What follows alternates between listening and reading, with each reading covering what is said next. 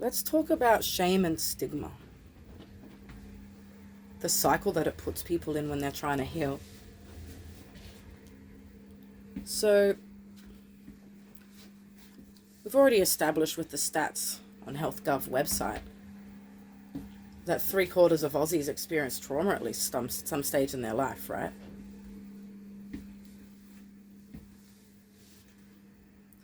And research has shown, it's all over the net, doctors, scientists,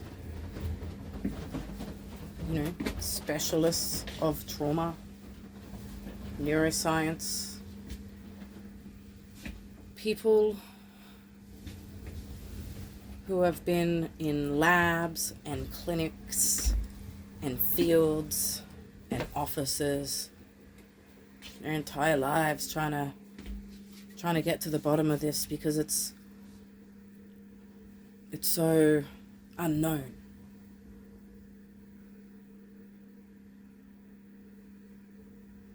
If you reach out around you, think about the different layers that we have, the circles, we got our immediates, then our, friends and other relatives, colleagues and acquaintances, the park to the bus driver,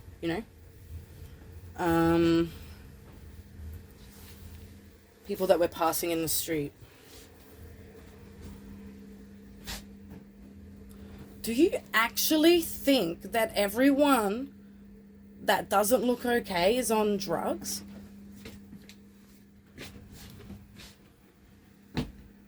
Are people that ignorant that when they see someone with low self-worth, low confidence, jumpy, mousy, spacey, that the go-to in their mind is, ooh, trash.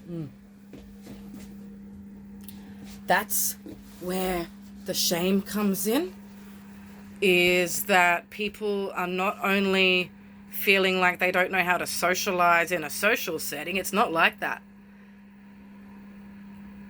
You walk out into the world and you feel like you are a bit of tar that hasn't set on the road, or like when someone's just stood in dog shit, or what is that?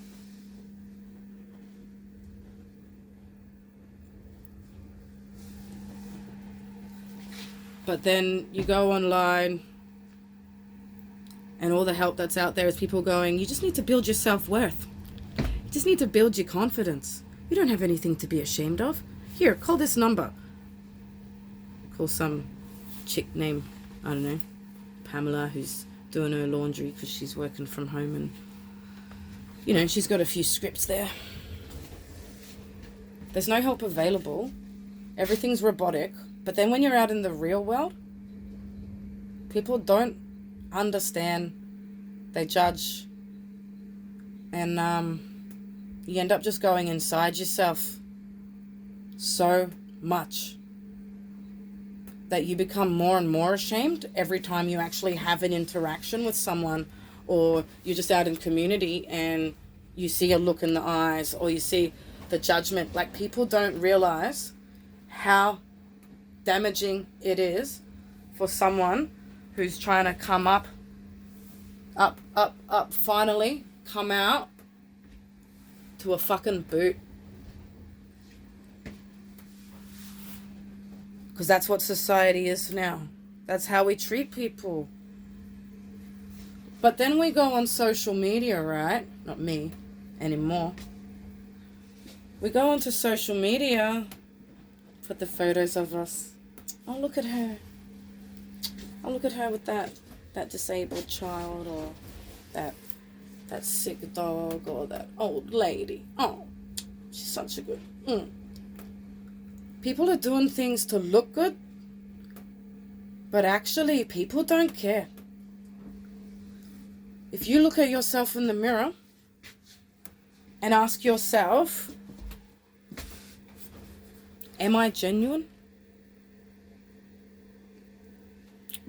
Do I act with integrity and compassion? Can you honestly say yes? There are a lot of people who can. I'm generalizing because there just aren't enough of those types of people. No one cares. So the self-worth of someone who has trauma and who's already coming from an environment at home where they've been a doormat their whole life has no chance out in the world where they're not aware, have no idea the damage and the impact that their ignorance and their judgment and their disrespect has on someone who's already broken trying to put the pieces together. It's like being in community is so soul crushing and shame inducing for someone who has really deep trauma. It doesn't matter where you are, because it's not safe for you to go out without actually getting re-traumatized and going backwards in your healing. And that's exactly why people isolate and become anti-social and withdrawn, is they feel so misunderstood, so invisible, so disgusting in your eyes that they just can't deal with it. They can't bear to see it and feel it anymore. So they just disappear. That's the shame. I've met so many people. Then we have stigma.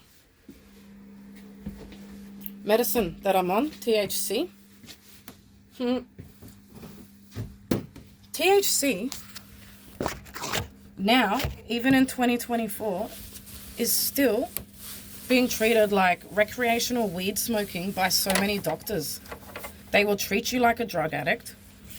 They will not even write your meds down as that it's your medication. They'll put it down as drug use on your paperwork. They will tell you that you just need to get off it cold turkey and go on a benzo or an antipsychotic. The police won't let you have it in your system at all to drive, even microdosed on the small amounts, because, and I asked a police officer once, I said, I'm this way because I need to microdose this in order to function. So why don't you let us? Because you let other people who have other meds to do it, like what they need. And he goes, yeah, but we're not medically trained, so we can't decide. And I said, but you can read. You don't need to be medically trained. You just need to be able to read, sir. Because you don't know anything about all the other medications that people are on, which are making people drowsy when they're popping all these pills and then driving. Microdosing this on a script from a doctor in tiny doses so that you aren't like this and don't have what I am now having for, what has it been, a year and a half almost, these fucking PTSD seizure things that got introduced into me, which are my system just shutting down so freaking hard, everything seizing, disassociating. I had that happen to me behind the wheel because you guys don't let me microdose this. It's not the same as smoke and weed. I have a letter that shows that I'm allowed to have the product and any device on me at any time. But because it's against the law to drive in it, how can anyone get anywhere if they're not medicating? Because they're arriving unhinged. Hello. So, by law, I could go and stand out in anywhere I want with this bong and smoke up and just blow it in the air because I've got the letter that says I can. But that would make me a disrespectful piece of shit. That would be disgusting behavior. Who doesn't think of anyone else? Just because I can. And that's the mentality a lot of people have. Whereas, I use that at night because it's stronger and it's better on my throat. Because in case you've noticed, I've got a husky voice and it's because of the meds that I'm on. I have this small device on a very low temperature that doesn't even blow much, that you can even tell. And having a tiny little puff throughout the day so that I can function and go out and do things, but I can't. Because if it's in my system when I drive, I'm breaking the law. So my options are never go anywhere or go places unmedicated. Because you can't even medicate once you're there. Because you still need to drive back. So I'm out in the community unfreaking hinged, or I can't go anywhere. And it's all because of the stigma around it. Because people can't differentiate between stoners on weed. The only time, I never get high. You can get stoned from this because it's got calming, sedation, terpenes in it. But I've also got terpenes for pain relief, inflammation, and sleep and anxiety. So to have a tiny little bit of this, it actually helps all the nerves I have. All the issues like my nerves that I have. So, people like Michael J. Fox would be having that. When he got diagnosed with Parkinson's. These things are legal. And the stigma around them, like you're just some Cheech and Chong, law-breaking douche, it's not the same. But because you guys can't tell the fucking difference in 2024, people aren't able to medicate consistently, which means we are going out unmedicated, having withdrawals when we're just suddenly stopping it. It's really debilitating to be on something that you guys don't understand and have a disorder that you guys don't understand. You can't even begin to imagine what it's like just trying to exist with all the electricity, all the things that are going on, with our neuro pathways being so fucking different.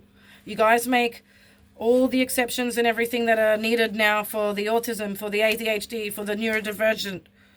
But because trauma's unknown, even though we're in that category, it's being debated because trauma's curable. It can't be neurodivergent if it's curable.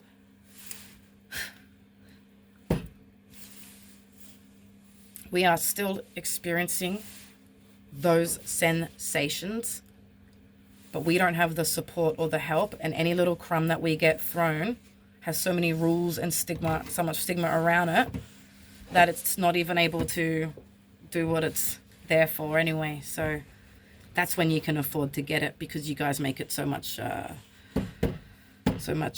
more expensive than other meds, and people aren't getting it reduced on the PBS, nothing. Like, you guys are just making it hard at every opportunity for someone with trauma to exist without just being so embarrassed and ashamed and just sorry. I'm so sorry that I've got trauma. I'm so sorry that I need these meds. I'm so sorry that I'm in pain and that you don't understand. It's like, we're just always sorry. Sorry.